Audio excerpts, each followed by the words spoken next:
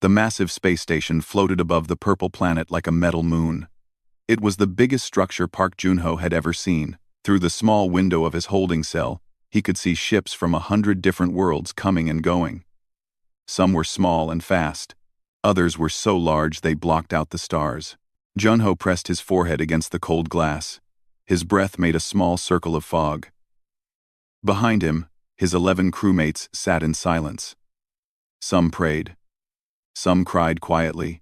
Their cargo ship, the Morning Star, was now in pieces somewhere in the station's hangar. Their journey was supposed to be simple. Deliver supplies to a mining colony. Come home. But the Verithan Empire had other plans. The door to their cell opened with a hiss. 4 alien guards walked in. They were tall, at least 8 feet, with 6 arms each, and skin that looked like it was made of blue crystal. Their eyes glowed, soft, white, and when they spoke, their voices sounded like stones grinding together. "The Emperor will see you now," one of them said. "All of you. Walk." Captain Yoon Hana stood up first. She was a strong woman in her 40s, with short gray hair and steady eyes. She had been a captain for 15 years, and Junho had never seen her afraid. But today, even she looked worried. "Stay together," she told her crew. "Whatever happens, we face it together." They walked through long hallways made of shining metal. The walls had carvings of alien battles and strange symbols. Junho stayed at the back of the group, as he always did. He was the janitor. He cleaned the floors and fixed small things. He was not important. That was fine with him. He preferred it that way. Kim Minho, the pilot, walked beside him. Minho was young, only 25, with a quick smile and quick hands. Right now, he was not smiling. "What do you think they want?" Minho whispered. Junho shrugged. "Nothing good." They entered the throne hall, and Junho felt his breath catch in his chest. The room was enormous.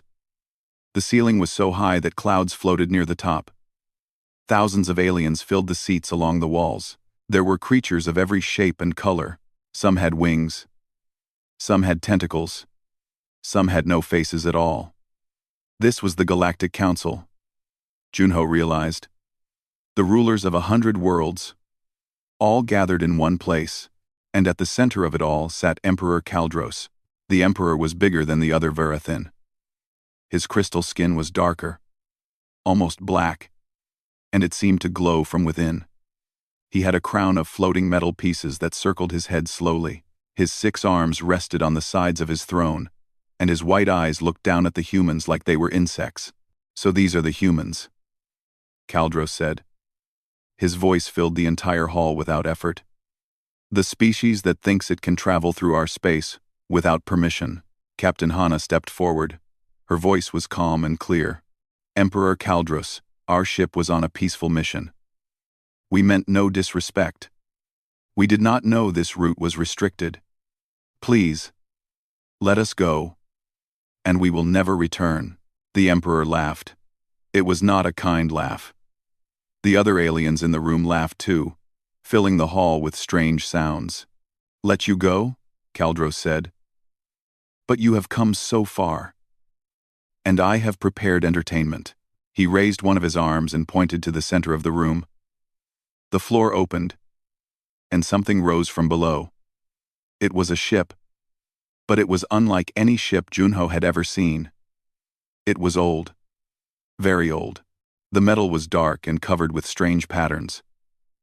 It had no windows, no visible engines, no markings of any kind. It just sat there, silent and dead, like a sleeping giant. "This is the Drifter," Kaldros announced. "It was found floating in the void 3,000 years ago. No one knows who built it, no one knows where it came from, and no one has ever been able to make it work." He leaned forward on his throne, and his white eyes burned brighter. "Every great engineer in the galaxy has tried to fix this ship. The finest minds from 17 star systems. They all failed. The Drifter remains dead." Junho looked at the ship. There was something about it. Something that made his fingers itch. It looked broken. Yes. But not destroyed. Just waiting. "Here is my offer," Kaldros continued. If any of you humans can repair this ship in 1 hour, I will release you all. I will even give you the ship as a gift. You may leave this station free. A murmur went through the council. Some aliens laughed. Others shook their heads. Captain Hana's eyes narrowed. And if we fail? The Emperor smiled. It was a terrible smile. Then you will provide entertainment of a different kind. The humans looked at each other. They had no choice. This was their only chance. Our chief engineer, Captain Hana said, let him try. A man named Baek Donghun stepped forward. He was the best engineer on the Morning Star. He had fixed their ship through asteroid storms and power failures. He walked toward the drifter with his tools in his hands. For 10 minutes, he examined the ship. He opened panels. He connected devices. He ran tests. But nothing worked. The ship remained dark and silent. After 20 minutes, Donghun's hands were shaking. After 30 minutes, he stepped back, his face pale. I cannot, he said quietly. This technology is beyond anything I have seen. It does not follow any rules. I know. The aliens in the hall cheered and clapped. Emperor Kaldros laughed loudest of all. You see, he said. Humans are no different from the rest. Weak. Stupid. Primitive. Captain Hana closed her eyes. Minho cursed under his breath. The other crew members held each other, knowing their fate was sealed. But in the back of the group, something moved. Park Junho set down his mop. He had carried it with him this whole time. It was a habit. His mop, his cleaning supplies, his small toolkit. They were always with him. The guards had not taken them. Because why would they? He was just the janitor. Junho walked forward. His footsteps echoed in the silent hall. Every eye turned to look at him. The aliens stared. His crewmates stared. Captain Hana opened her mouth to speak, but found no words. Emperor Kaldros leaned forward, his white eyes curious. And what is this? He asked. Another human wishes to try? Junho stopped in front of the drifter. He looked up at the Emperor and bowed his head slightly. If you will allow me, he said simply. The Emperor burst into laughter. The whole hall followed. The sound was deafening. A janitor, Kaldros roared. The humans send a janitor to fix what engineers could not. This is the greatest joke I have heard in 1,000 years. He waved his hand, still laughing. Yes, yes, little cleaner. Go ahead. Try. Make me laugh more. Junho said nothing. He turned to face the ship. He reached out and placed his palm flat against the cold, dark metal. He closed his eyes. And he listened. The hall grew quiet. The aliens watched. The humans held their breath. Something was about to change. The laughter slowly died. The aliens watched with amusement as the small human stood before the ancient ship. To them, this was comedy. A janitor, trying to do what the greatest minds in the galaxy could not. It was like watching an insect try to move a mountain. But Park Junho did not hear their laughter anymore. His mind was somewhere else. His palm was still pressed against the cold metal of the drifter, and he was listening. Not with his ears, with something deeper, something his grandmother had taught him long ago. Every machine has a voice, she used to say. You just need to be quiet enough to hear it. The metal felt strange under his hand. It was not like any material he had touched before. It was smooth but also rough in tiny ways. It was cold but also seemed to hold heat somewhere deep inside. It was dead but also somehow alive. Junho opened his eyes. He stepped back and looked at the ship properly for the first time. He walked around it slowly. His crewmates watched him in confusion. Kim Minho took a step forward, but Captain Yoon Hana held out her arm to stop him. Wait, she whispered. Let him work. He is a janitor, Minho hissed back. What can he possibly do? But even as he said it, doubt crept into his voice. He had known Junho for 2 years. The man was quiet. He never talked about himself. He never complained. He just did his job, day after day, always humming the same old songs. But sometimes, when something broke on the ship, Junho would fix it before the engineers even knew there was a problem. Small things. Air filters. Water systems. Electrical connections. Things that should have taken hours, he finished in minutes. Minho had never thought much about it. Until now. Junho completed his walk around the drifter. The ship was about 50 meters long and 20 meters wide. It had a curved shape, like a sleeping animal. There were no visible doors, no windows, no markings. Just smooth, dark metal. But Junho had noticed something. On the left side of the ship, near the bottom, there was a small section where the metal looked different. Slightly darker. Slightly rougher. It was barely visible. No scanner would detect it. No engineer would notice it. But Junho's hands knew the difference. He had spent his whole life touching things, fixing things, feeling the small details that others missed. He walked to that spot and knelt down. He pulled his old multi-tool from his belt. It was a simple thing. Worn. Scratched. Held together with tape in some places, but it had been with him for 20 years, through 100 jobs and 1,000 repairs. An alien in the crowd laughed loudly. Look at his tools, a primitive device. Does he plan to clean the ship to life? More laughter followed. Emperor Kaldros smiled and rested his chin on one of his hands. He was enjoying this very much. Junho ignored them all. He pressed his multi-tool against the darker section of metal. He felt around the edges. There. A tiny gap. So small that even his tool barely fit inside. He pushed gently. Something clicked. A panel opened. The laughter stopped. The aliens leaned forward in their seats. Captain Hana's eyes went wide. The panel was small. Maybe 30 centimeters across. Inside was a mess of wires and components. They were covered in dust and something that looked like old grease. It was not advanced alien technology. It was maintenance access. A simple service panel that every ship had. But no one had found it.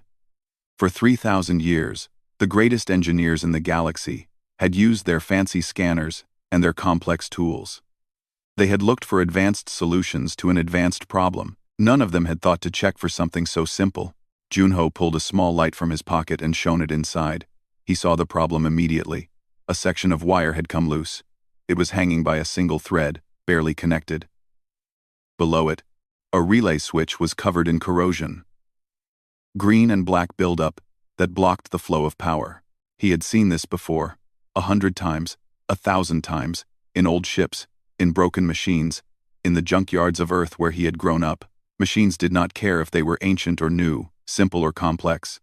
They all had the same basic needs. Power had to flow. Connections had to be clean. Everything else was just decoration. Junho reached into his pocket and pulled out a small cloth. He began to clean the corrosion from the relay. The work was slow and careful. He did not rush. He did not force anything. He just worked steadily, the way he always did. What is he doing? Someone asked in the crowd. Cleaning, another voice answered, confused. Yes, he was cleaning. That was what janitors did. They cleaned. They removed the dirt and the dust and the things that did not belong. They made spaces work again. The corrosion came off in flakes. Green dust fell to the floor. Underneath, the relay was still good. The metal was scratched, but solid. It just needed someone to care for it. Junho put away his cloth and looked at the loose wire. He traced it with his eyes, following its path through the panel. It connected to a larger cable that disappeared into the ship's body. The power cable. The main line that fed energy to the whole system. The wire is loose, he muttered to himself. And the relay is blocked. No power can flow. The ship is not broken. It is just disconnected. Donner, he reached into his toolkit again. He pulled out a small roll of conductive tape. It was silver and thin. The kind used for quick repairs on Earth ships. Nothing special. Nothing advanced. Just basic repair material that any mechanic would carry. He wrapped the loose wire carefully, reconnecting it to its proper place. Then, He pressed the tape firmly to make sure the connection was strong. He checked his work twice. 3 times. Satisfied, he closed the panel. The click echoed in the silent hall. Junho stood up slowly. His knees hurt from kneeling on the hard floor. He was not young anymore. 34 years of work had worn down his body. But his hands were still good. His eyes were still sharp, and his mind still remembered everything his grandmother had taught him. He looked at the ship. There was more work to do. He could feel it. The drifter was like a body that had been asleep for too long. The blood flow was blocked in many places. He needed to open more paths. He walked to another section of the ship. His fingers traced the metal. Searching. Another tiny gap. Another hidden panel. He opened it and found more problems. Dust in the fuel lines. A cracked seal that had let moisture inside. A small piece of debris blocking an air vent. Simple problems. Stupid problems. The kind of problems that happened when you left a machine alone for 3,000 years. The kind of problems that expensive scanners could not see because they were looking for complex failures. Not basic neglect. Junho cleaned the fuel lines with a thin wire brush. He sealed the crack with a small amount of emergency paste from his kit. He removed the debris with his fingers. The aliens watched in complete silence now. No one was laughing. No one was speaking. They just stared at this small human in his worn clothes, using his primitive tools, doing things that their greatest minds could not. Emperor Kaldros was no longer smiling. His crystal face had grown still. His white eyes followed every movement Junho made. 3 minutes had passed. Junho moved to the front of the ship. He found a third panel, then a fourth. Each one held small problems. Broken connections, blocked passages, corroded parts, and each time, he fixed them with the same steady patience. Clean, reconnect, seal, move on. His crewmates watched with growing hope. Choi Nari, the young communications officer, had tears in her eyes. She did not understand what Junho was doing, but she could feel something changing. The ship felt different now, less dead, less cold. "He is actually doing it," she whispered. Captain Hana said nothing. She just watched. And for the first time since they were captured, she allowed herself to believe. 4 minutes had passed. Junho stood before the ship one last time. He had fixed everything he could find. The paths were open. The connections were clean. The blood could flow again. Now the ship just needed to wake up. He walked to the side of the drifter and found what he was looking for. A small button, hidden under a protective cover. The manual ignition switch. Every ship had one. It was a safety feature, a way to start the engines when all other systems failed. The engineers had never looked for it. They had tried to access the main computer, the advanced controls, the complex systems. They had forgotten that sometimes the simplest solution was the right one. Junho lifted the cover. His finger hovered over the button. The entire hall held its breath. He pressed it, and the drifter woke up. The first sound was a hum, low and deep, like a giant taking its first breath after a long sleep. It started somewhere inside the ship and spread outward, filling the throne hall with vibration. The floor shook. The walls trembled. Dust that had gathered on the drifter for 3,000 years rose into the air like a gray cloud. Then came the lights. They started at the back of the ship and moved forward, one section at a time. Not bright lights, soft ones, blue and white, glowing from lines in the metal that no one had noticed before. The patterns spread across the hull like veins carrying blood. The ship was waking up, and it was beautiful. Park Junho stepped back slowly. He watched with the same quiet expression he always wore. But inside, his heart was beating fast. He had hoped this would work. He had believed it would work.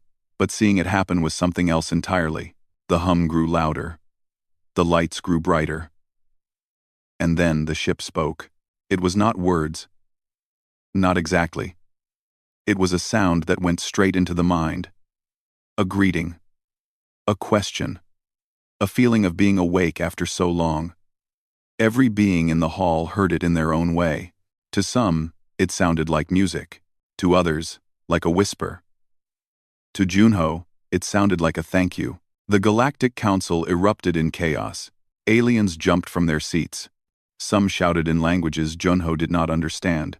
Some pointed at the ship with shaking limbs. Others fell to their knees, their eyes wide with shock. For 3,000 years, the Drifter had been a mystery, a puzzle, a symbol of the unknown. And now, a human janitor had solved it in less than 5 minutes. Emperor Kaldros did not move. He sat on his throne like a statue. His crystal skin had gone very dark, almost black. His white eyes burned with a light that was hard to look at. He was angry. More than angry. He was humiliated. Captain Yunhana stepped forward. Her voice cut through the noise like a blade. "Emperor Kaldros," she said loudly. "You made a promise. Before the entire Galactic Council. Before witnesses from 100 worlds. You said if we could repair this ship in 1 hour, you would release us and give us the Drifter." She pointed at Junho, who was wiping his hands on his worn cloth. "Our janitor fixed it in 4 minutes and 47 seconds. The ship is ours. We are free." The hall fell silent. Every eye turned to the Emperor. He had made the promise. Everyone had heard it. To break it now would destroy his honor in front of the entire galaxy. His word would mean nothing. His empire would be shamed, but his pride was screaming at him to refuse. For a long moment, no one breathed. The tension in the room was thick enough to touch. Kaldros stared at Captain Hana, then at Junho, then at the Drifter, which continued to hum softly, its lights pulsing like a heartbeat. Finally, he spoke. His voice was cold and hard. "A promise is a promise." He rose from his throne, all 6 arms spreading wide. "Take the ship. Take your freedom. Leave this station and never return to Verithan space." Captain Hana bowed her head slightly. "Thank you, Emperor." She turned to her crew. "Everyone, to the ship. Now." The humans moved quickly. They knew they needed to leave before the Emperor changed his mind. Minho ran to the Drifter first, searching for an entrance. As if responding to his need, a door appeared in the side of the hull. It simply formed from the metal, opening like a mouth. One by one, the humans entered the ancient ship. Baek Donghun, the engineer who had failed, walked past Junho with his head down. "How?" he asked quietly. "How did you know what to do?" Junho shrugged. "I just cleaned it." Donghun stared at him for a moment, then shook his head and entered the ship. Choi Nari stopped beside Junho. She was young, only 22, with bright eyes and a curious mind. She had joined the crew 6 months ago as a communications officer. In all that time, she had never really talked to the janitor. He was always in the background, invisible, doing his work in silence. "That was amazing," she said. "You saved us all." Junho smiled softly. It was a rare expression on his face. "I just did my job." He picked up his mop, which he had left on the floor, and walked toward the ship. Inside, the Drifter was nothing like Junho expected. He had thought it would be alien and strange, full of technology he could not understand. But it was not. The corridors were wide and simple. The walls were smooth and warm. The lights adjusted automatically to comfortable levels. It felt less like a ship and more like a home. The crew gathered in what seemed to be the main control room. There were seats arranged in a circle, with a large central console that glowed with soft light. Holographic displays floated in the air, showing symbols and patterns that slowly changed. "Can anyone read this?" Captain Hana asked. No one could. The language was completely unknown, but as they watched, the symbols began to shift. They changed shape, reorganized themselves, and slowly became something recognizable. Letters. Words. English words. "Welcome," the display said. Language adapted. "Systems ready." "It is learning from us," Minho said in wonder. "The ship is adapting to us." He sat in what appeared to be the pilot's seat. Controls rose from the console to meet his hands. They were simple, intuitive. He understood them immediately. "I can fly this," he breathed. "I can actually fly this." Captain Hana took the central seat. Then let us leave this place before our luck runs out. Outside, Emperor Kaldros watched as the drifter's engines powered up. The ship rose from the floor of the throne hall, floating on energy that made no sound. It turned slowly toward the massive doors that led to open space. "Open the doors," Kaldros commanded. His voice was flat, emotionless. His guards hesitated. "Emperor, are you sure? That ship has power beyond anything we possess. If we let them leave, the humans will have a weapon that could—" I said, "Open the doors." The guards obeyed. The great doors parted, revealing the stars beyond. The purple planet of Verath glowed below, beautiful and cold. The drifter moved forward, slowly at first, then faster. It passed through the doors and into the void of space. Within seconds, it was gone, jumping to faster than light speed with a flash of blue light. Kaldros stood at the window for a long time, staring at the empty space where the ship had been. His advisor, a thin Verathan named Volrath, approached carefully. "Emperor, what shall we tell the archives? How do we explain this?" Kaldros did not answer for a moment. His mind was replaying everything that had happened. The janitor, the simple tools, the way he had touched the ship like it was an old friend, the way he had found problems that the greatest minds in the galaxy had missed. "Tell the archives this," Kaldros finally said. "The ship was a test of the human species, and they passed." Volrath looked confused. "A test, Emperor? But you said—" "I know what I said." Kaldros turned to face his advisor. His white eyes had grown dim. "I was arrogant. I assumed that because humans are young and their technology is simple, they must be inferior. I was wrong." He looked back at the stars. Their engineers could not fix the ship, but their janitor could. "Do you understand what that means, Volrath? It means that even the lowest human has skills that our best cannot match. It means that simplicity is not weakness. It means that we have been measuring intelligence the wrong way." Volrath was silent for a long moment. "What should we do, Emperor?" Kaldros walked back to his throne and sat down heavily. "Watch them," he said. "Watch the humans carefully. They are not what we thought they were. And the galaxy should be very, very careful about underestimating them again." Far away, in the ship called the Drifter, Park Junho found a quiet corner in the engine room. He sat down on the floor, leaned his mop against the wall, and closed his eyes. The engines hummed around him, a soft and steady sound. It reminded him of his grandmother's old house, where machines were always running and always needed care. He was tired. It had been a long day. But for the first time in a long time, he felt at peace. The ship seemed to feel it too. The lights in his corner dimmed slightly, creating a comfortable darkness. A warmth spread through the floor, like the ship was trying to make him comfortable. Junho smiled. "You are welcome," he whispered. And somewhere deep inside the ship, something hummed back in response. The drifter moved through space like a dream. Stars stretched into lines of light as the ship traveled faster than anything the humans had ever experienced. Inside, the crew sat in amazed silence, watching the universe blur past them. Kim Minho kept his hands on the controls, but he barely needed to do anything. The ship seemed to know where to go. It responded to his thoughts before he could even form them into actions. It was like the drifter was alive, and it wanted to help them. "Where are we going?" Choi Nari asked from her communications station. The displays in front of her showed nothing but strange symbols that kept changing. "I cannot read any of this." Captain Yoon Hana leaned forward in her seat. "Minho, set a course for Earth. We need to get home and report what happened." "Already done," Minho replied. "The ship knew what I wanted before I asked. At this speed, we will reach Earth in 2 hours." 2 hours? Baek Dong-hoon looked shocked. "The trip should take 3 weeks at normal speed." "This ship is not normal," Minho said quietly. "I think we have only seen a small part of what it can do." In the engine room, Park Junho was not sleeping anymore.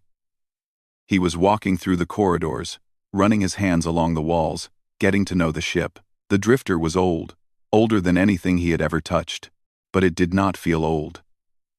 It felt patient, like a grandmother waiting for her grandchildren to come home. The ship opened doors for him as he walked. It showed him rooms he did not know existed. Storage areas filled with supplies that looked fresh despite being 3,000 years old. Medical bays with equipment that glowed softly. A room filled with plants that were still growing under artificial light.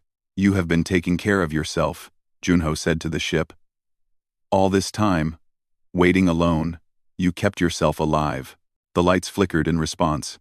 Junho took it as a yes. He found a room near the back of the ship that felt different from the others. It was smaller, quieter. The walls were covered with images. Not paintings, but something like memories projected onto the metal. They showed places Junho did not recognize. Planets with 2 suns. Cities built on clouds. Beings of light dancing in empty space. "Your creators," Junho guessed. "You miss them." The images shifted. They became sadder. The cities were empty now. The beings of light were gone. Only darkness remained. Junho sat down in the center of the room. He understood loneliness.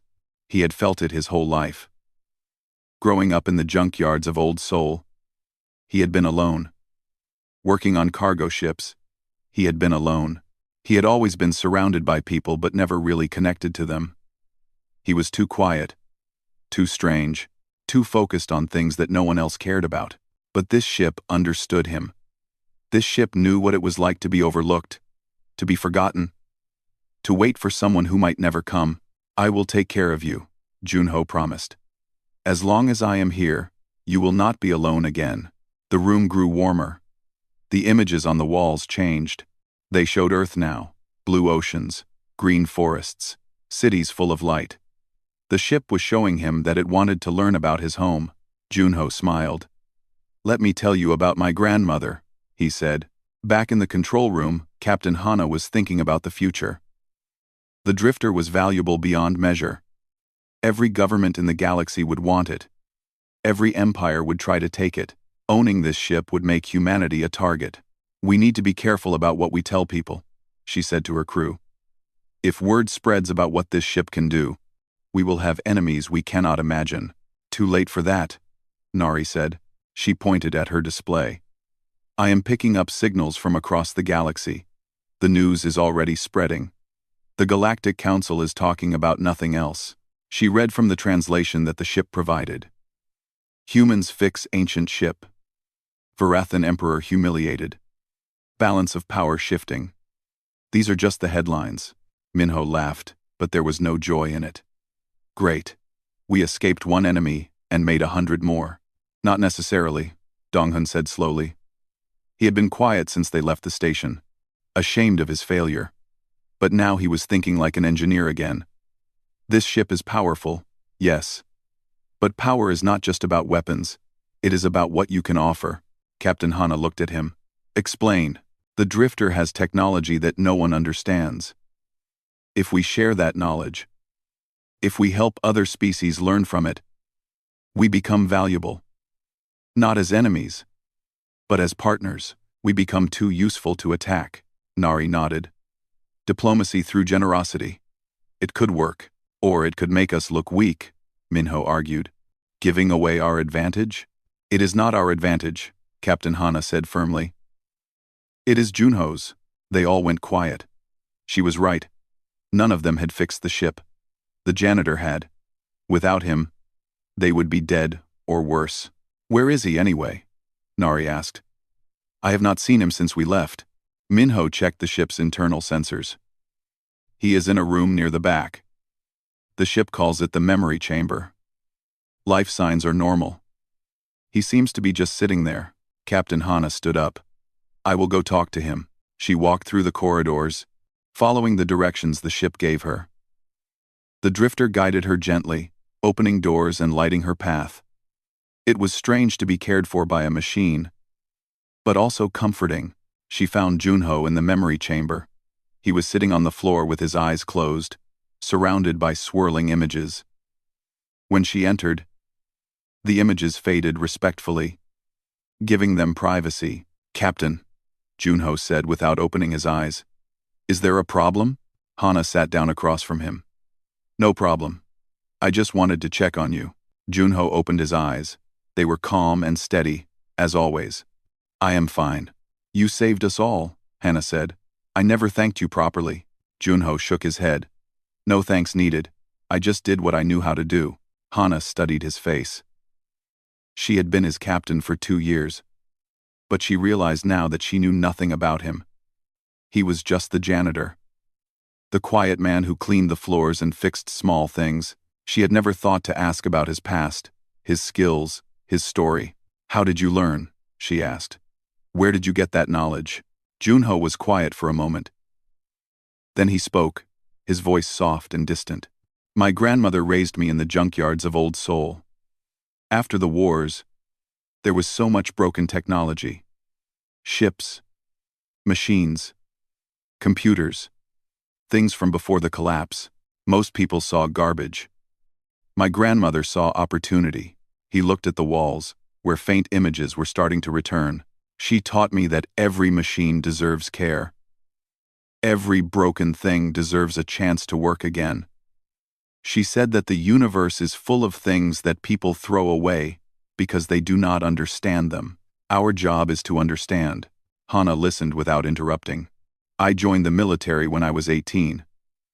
Maintenance specialist. Not a fighter, not a pilot. Just the person who kept things running. After that, cargo ships, transport vessels, anywhere that needed someone to clean and fix." He smiled slightly. "I never wanted to be important. I just wanted to be useful, to help things work the way they were supposed to." Hana felt something shift inside her. She had spent her life climbing ranks, gaining power, proving herself to others.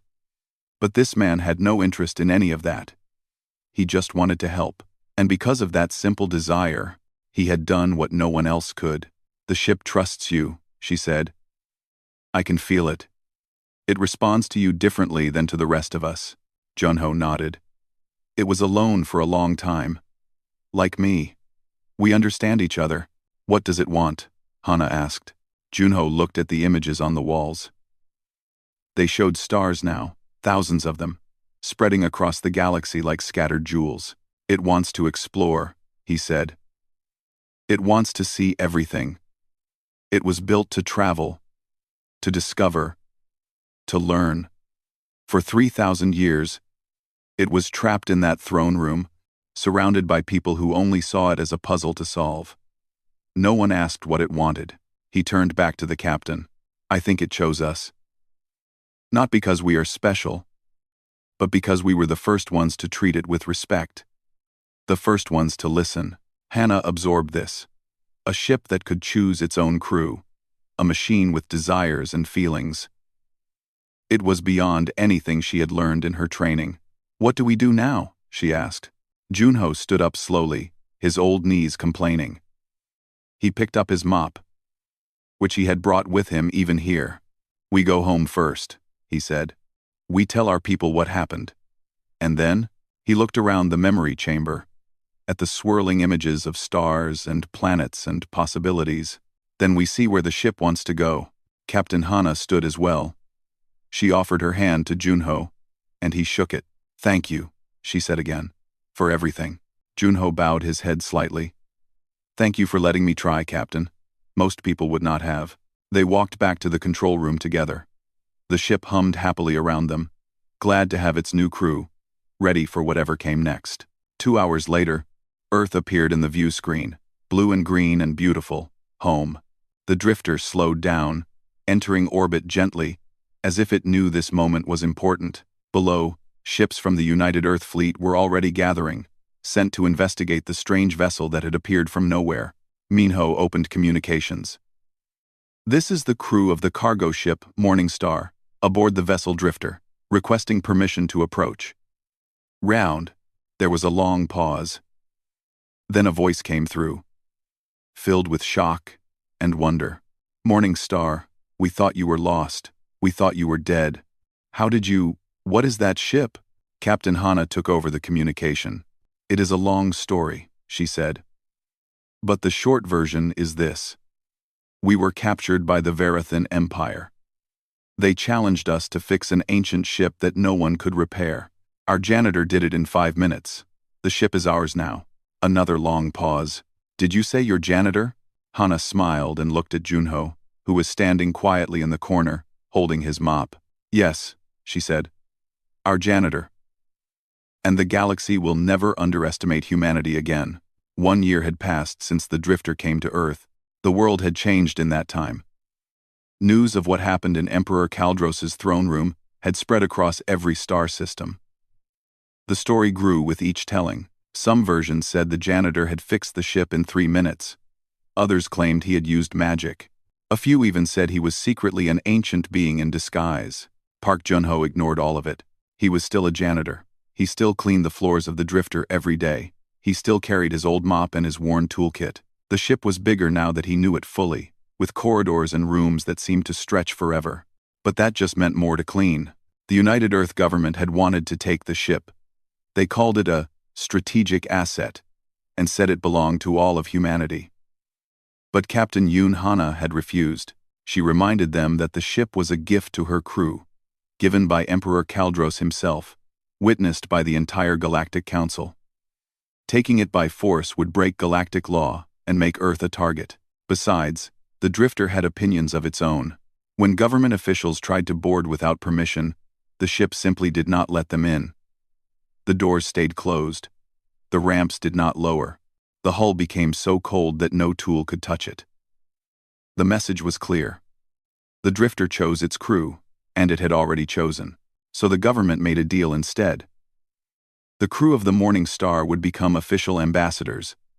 They would use the drifter to explore, to make contact with new species, to represent humanity among the stars.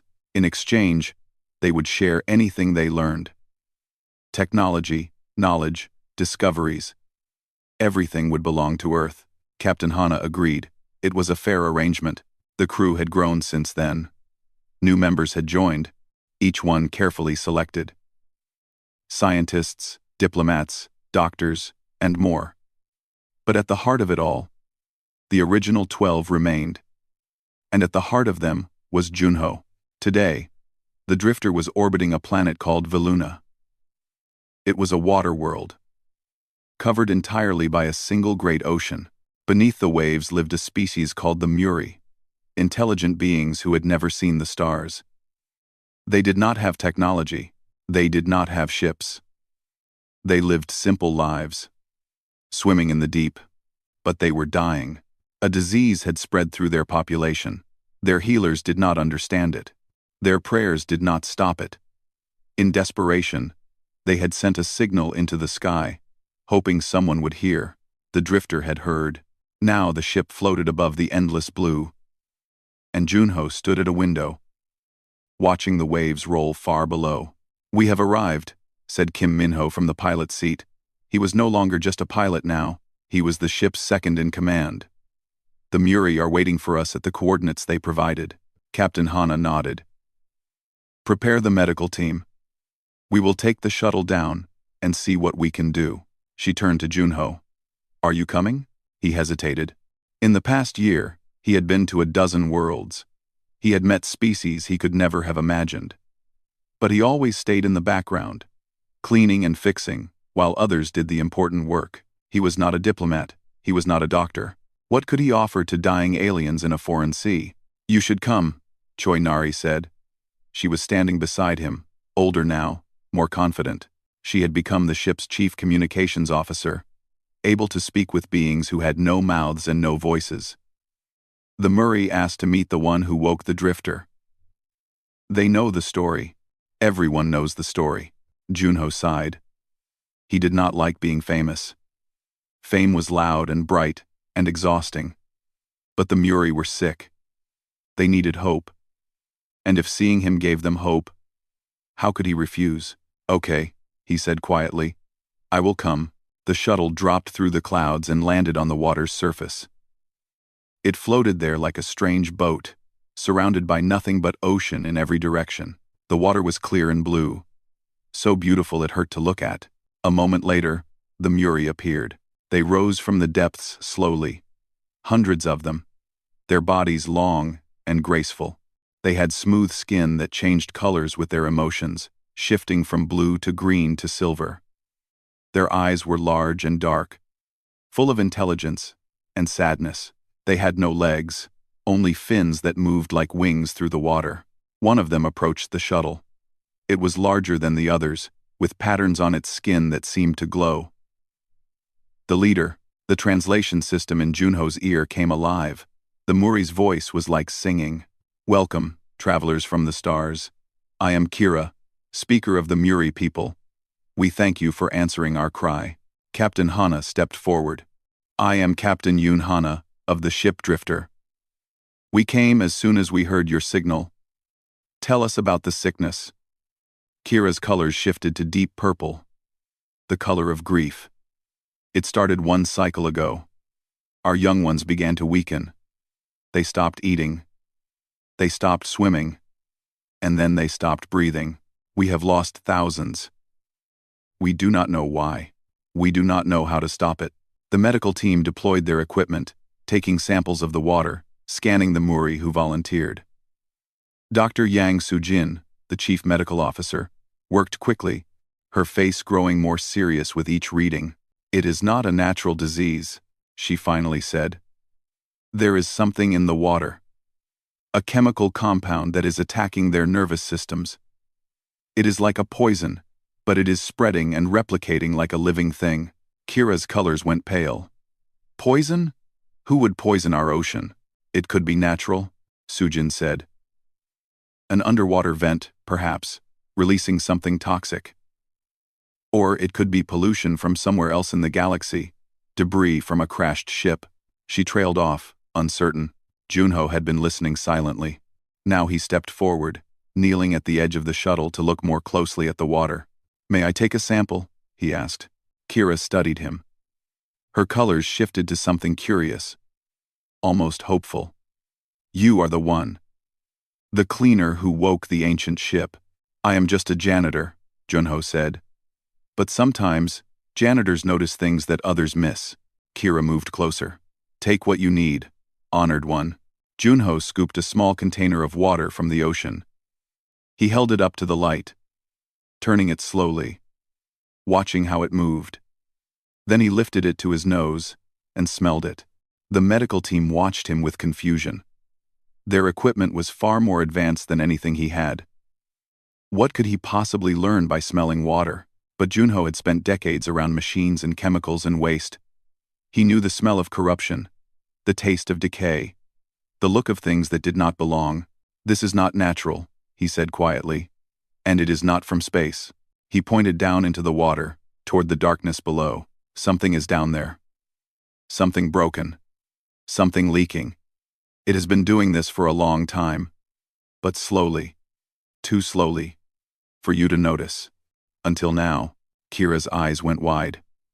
"The deep place. There is a location in our ocean where we do not swim. It has always felt wrong. Cold and strange. We avoid it out of fear. That is where we need to go," Junho said. Captain Hana looked at him. "You want to dive into an alien ocean to find a mystery source of poison?" Junho met her eyes. "The ship can handle it, and this is what we came here to do. To help." There was a long pause. Then Hana smiled. "Minho, bring the drifter down. We are going underwater." The descent was slow and careful. The drifter was built to travel between stars, but it adapted to the ocean easily. Its hull adjusted to the pressure. Its sensors mapped the dark water. The Muri swam alongside it, guiding the way, their bodies glowing softly in the blackness. After an hour, they found it. It was a ship. An ancient ship, half buried in the ocean floor. It was not like the drifter. It was uglier, more brutal, covered with weapons and sharp edges. Its hull was cracked, and from those cracks, a thick black liquid oozed into the water. "That is the poison," Dr. Sujin said. "Some kind of fuel or coolant from the ship's engines. It has been leaking for who knows how long." "Can we stop it?" Captain Hana asked. Junho was already moving toward the airlock. "I can." He suited up in diving gear, took his toolkit, and stepped into the water. It was cold and dark, but he was not afraid. He had been in worse places. He had fixed worse things. He swam down to the wrecked ship. Up close, it was even worse than he had thought. The metal was rotted. The systems were dead. Whoever had built this ship had abandoned it long ago, leaving it to poison a world they did not care about. But the leak was just a leak. Broken pipes, cracked seals, simple problems dressed up in complicated clothes. Junho got to work. He sealed the cracks with emergency paste. He capped the broken pipes with pieces of metal from the wreck itself. He worked for 2 hours, moving from one leak to the next, until the black ooze stopped flowing. When he swam back to the drifter, he was exhausted. His hands were cut and bruised. His body ached from the cold, but the water was already changing. The medical team could see it on their screens. The poison levels were dropping. The ocean was healing. Kira approached Junho as he climbed back into the ship. Her colors were shifting through every shade of blue and gold, emotions too complex to name. "You saved us," she said.